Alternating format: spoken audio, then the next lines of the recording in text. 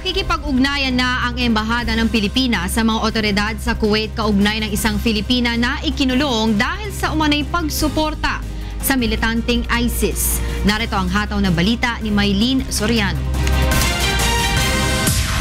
Isang Pilipina ang iniulat ng Kuwait News Agency na inaresto ng security forces noong 5 ng Agosto dahil umano sa pagsuporta sa militanteng ISIS.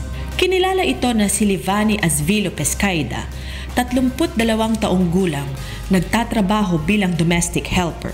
Ayon sa ulat, na-monitor ng mga otoridad ang email ng Pinay na gumagamit ng iba't ibang pangalan at nakikipag-ugnayan sa isang miyembro ng ISIS sa Libya. Ayon sa Ministry of Foreign Affairs ng Kuwait, umamin umano ang Pinay na nakikipag-ugnayan sa ISIS at naghahanda umano ito na maglunsad ng pag-atake sakaling magkakaroon ng pagkakataon. Ayon kay Philippine Embassy to Kuwait, Ambassador Renato Pedro Villa, wala pa silang kumpirmasyon sa tunay na katauhan ng Pilipina, ngunit patuloy ang kanilang pakikipag-ugnayan sa mga otoridad.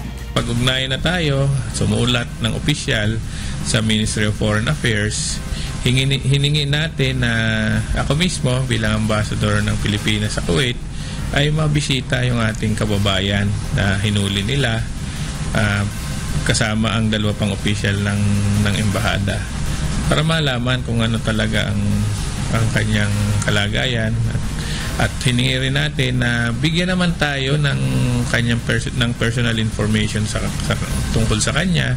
Samantala, sa tala ng Ministry of Interior ng Saudi Arabia, may 5 Pilipino pa ang nakakulong ngayon sa bansa dahil sa terorismo. Plano ngayon ng mga otoridad sa bansa na ipa-deport pabalik ng kani-kanilang mga bansa ang mga expats o foreign workers na napatunayang guilty sa acts of terror. Maylene Soriano, UNTV News and Rescue, Kuwait.